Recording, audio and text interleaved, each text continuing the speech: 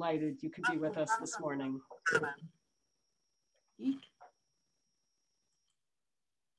So hi, everybody. My name's Lynne, and I work as a part-time contractor for the Native Friendship Centre. And a lot of Canadians know about Indigenous people living on reserve, but few people know or understand that 80% of Indigenous people, that's 80% of Indigenous people don't live on reserve. They live in cities like you and I, in urban communities all over Canada. The Native Friendship Centre has been operating for 52 years in Victoria. It's presently at 231 Regina, which is the old Hampton School near the Tillicum Mall. If you ever go there, there's 3 large totems outside it, so you can't miss it. And it provides 54 program and wraparound services with a staff of 135. So it's a major operation in the city of Victoria, and it provides the only culturally based services from Soup to Sydney, BC. The mission of the centre is to encourage the well-being of urban Indigenous people who are coming to the city. Keep in mind that Indigenous youth are the fastest growing demographic in Canada. And while they make up 4% of the general population, Indigenous people make up 50% of the kids in foster care. They make up 38% of all suicides in Canada. And they represent 50% of the homeless population in our city. And nearly half the admissions to all correctional institutions across Canada. 60% of Indigenous kids live in poverty in Canada. And when the pandemic hit the Native Friendship Centre, it was fairly devastating, and the centre pivoted within 1 week. So the 54 programs and services offered at the centre all of a sudden had to go online, and everybody went online. And that meant they had to provide laptops, phones, some kind of digital device to all 18,000 clients, which they did. I raised a bunch of money for that. The next thing they had to do is they had to provide food services. It's culturally appropriate that when somebody comes for a service, they're being fed. And that's the video you saw. We provided, within a week, we started a hamper service, because normally people would come to the centre and be fed a meal. And every year our kitchen serves over 63,000 free community meals. And they pivoted within the week, and we are still, 15 months later in COVID, we're delivering 225 food hampers a week, and that's impacting about 1,000 people every week. And that's going to go right on. We think we've got funding till September, so we'll see. The centre itself is a really fun place. It has an Indigenous library. It's the only centre in Canada with an Indigenous library, and that's a great partnership between UVic and the Greater Victoria Library. So UVic does the cataloging, the Greater Victoria Library, we're part of their system, and anybody can come in and use the Indigenous library. We have a full daycare for 90 kids, and we're in the process of building another daycare for another 90 kids. We have an early childhood education development team, and that's with 3 speech pathologists. We have a health team with a doctor and 3 nurse practitioners.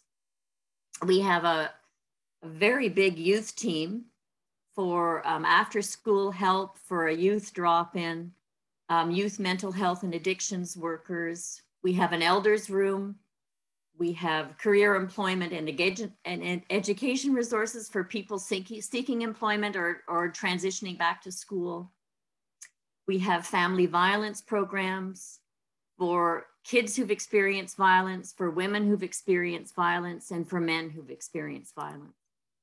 And we divide it up that way by gender. And we have a homeless shelter that we get funding for from November until the end of March. Right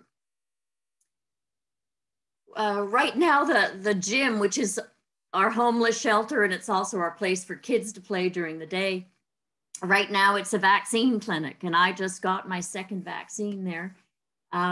And it was great to, yeah, it feels pretty good to have my second one. And anyway, and it's wonderful to see for all the people who go to the center, they get to see each other at the vaccine clinic. And the vaccine clinic will go until September, and we're hoping that everyone will have had their second vaccine by then. Now, there's one thing I would like to speak about, because it's been in the news, and that is the finding of the 215 children's graves, unmarked graves, in a mass grave in Kamloops. And I think we have to admit that this was a form of genocide. But what is happening in our community with the aging out of youth in government care is another form of genocide. What happens right now is when most kids, they turn 19 and they become adults, according to our law, when they age out of care, and they're just dropped off downtown with a little plastic bag with whatever they have. And you know, basically it's, well, good luck. If they're not in school, if they don't have money of their own, they are, that's it, they're dropped off. And the reality is most die within a few years. Living on the street is not an adequate thing. I mean, I've raised 4 kids, and I can tell you at 19, we didn't say goodbye to them. I mean, we're still, you know, we're still helping our kids buy houses now, and they're in their 40s. So when you're dropping a kid off at 19 is not a solution. And our downtown homeless population is a testament, I think, to this neglect. So what the Native Friendship Center is doing, we already own 48 units of low-income housing, and we're desperately trying to find more. So right now I'm working with a developer who's remodeling a building that was used for office space. And what's happening now with COVID is people don't want to return to the office. You know, like I work from home. I would never go back to an office.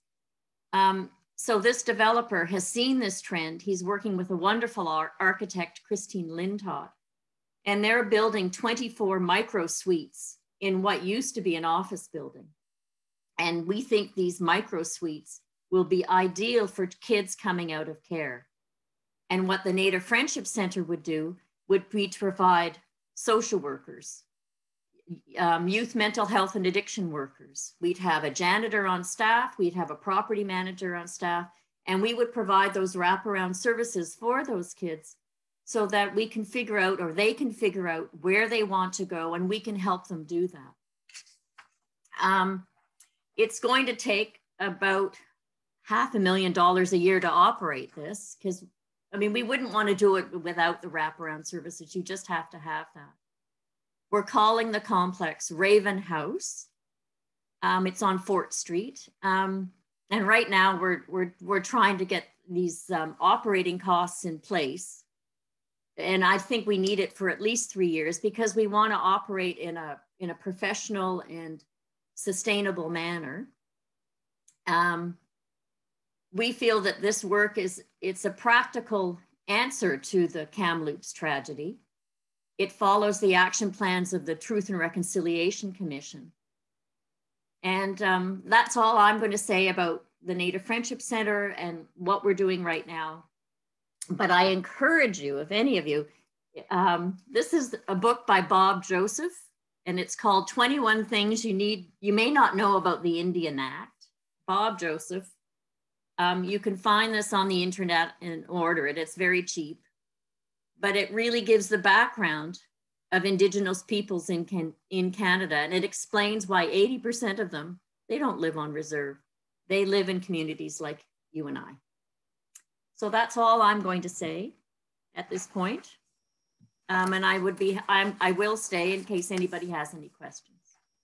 Oh, Lynn, thank you so very much. I'm so delighted that you could